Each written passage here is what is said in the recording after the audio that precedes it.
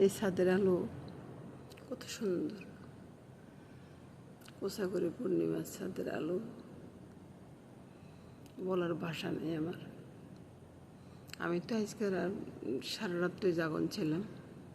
এখন প্রায় ভোরের দিক, প্রায় 4:30টার মতো বাজে।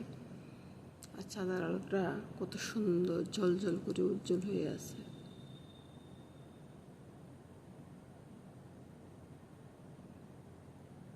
কিছুক্ষণ পরে ভোর হয়ে যাবে।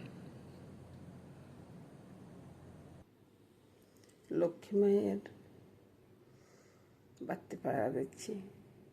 এই যে গলাটাও তো সুন্দর শোনাচ্ছে না বলুন। ওই যে জয় মা লক্ষ্মীর জয়। শুনতে যে কি ভালো লাগতেছে কল্পনা করার বাইরে। এত ভোরে তো কখনো উঠি না, বা এত সুন্দর পাখির ডাক শুনি না। আজকে লক্ষ্মী পুজোর পরের দিন ভোরবেলা সারা রাত তো জাগনে ছিলাম। তো এখন পূজা দেব, পুজো দেওয়ার আগে চিন্তা করলাম যে একটু দেখি। আর ভোরের আকাশটা দেখতে আমার খুব ভালো লাগে। এটা আমি সব ভিডিওতে বলি, তবে এত ভোরের আকাশ দেখি না। আজকে তো এখনো 5:30 বাজে নেই, আর এখন তো ভোরে তো অনেকটা দেরি হয় আর কি। সেজন্য খুব ভালো লাগে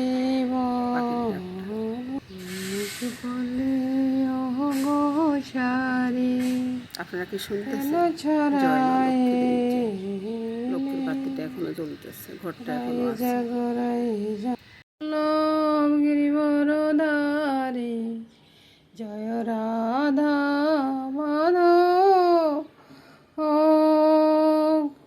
কুঞ্জ বিহারী জয় রাধা মাধব কুঞ্জ বিহারী হে গোবিন্দ হে গিরিধারী। তো বন্ধুরা, ইলিশ মাছটা ধুয়ে টুয়ে নিয়ে আসছি। তো ইলিশ মাছটা কিভাবে রান্না করুন বন্ধুরা? অনেক দিনে তো অনেকভাবে রান্না দেখাইছি বন্ধুরা, আর ঘুরে ফিরে একই রান্নাতে আমরা চলে আসি, বুঝছেন? রান্না যে আমি অন্যরকম করব সেটা বললেও কিন্তু হয় না, হয়ে ওঠে না। কারণ হচ্ছে কি, ঘুরে ফিরে আমরা একই রান্না চলে আসি।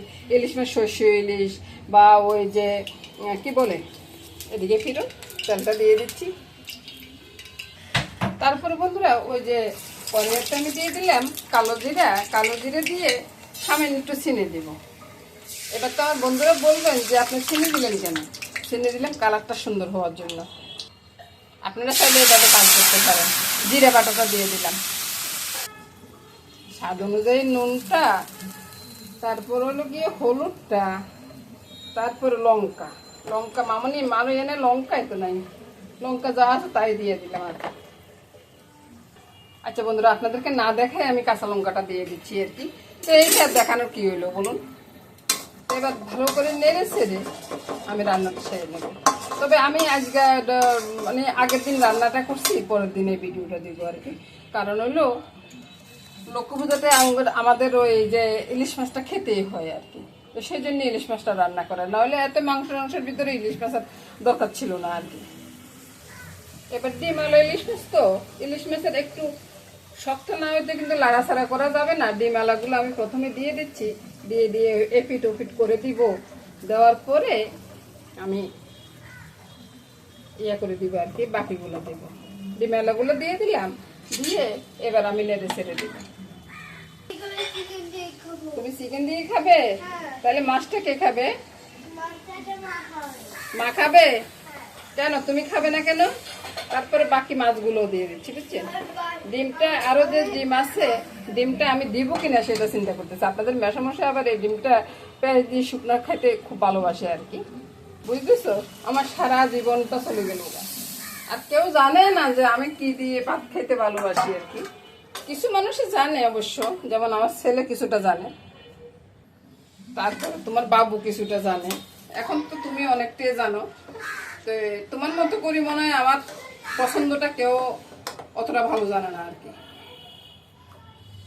আর তোমার বাবু যে জানে না সেটা বলবো না, কারণ তোমার বাবু আমার পছন্দ খুব ভালো করিয়ে জানে। মাছটা ঠিকঠাক করে দিলাম বন্ধুরা। এবার দেখেন তো বন্ধুরা ইলিশ মাছের ঝোলটা পছন্দ হয় কিনা।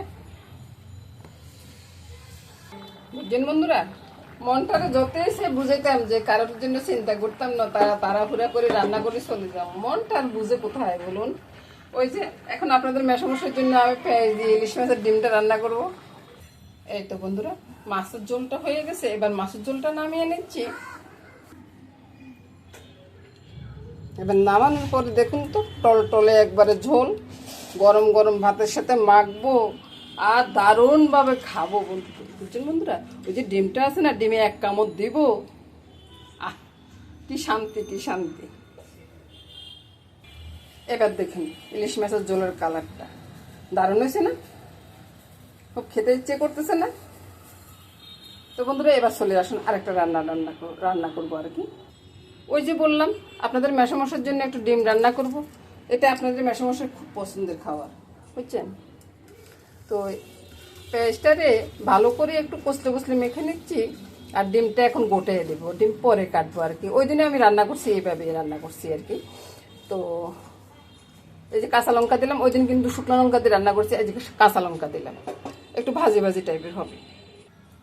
তেলটারে একবারে গুঁড়াই গুঁড়ায় ঢিলে টেলে দিলে তারপরে পেঁয়াজটা দিয়ে দিচ্ছি, বুঝছেন।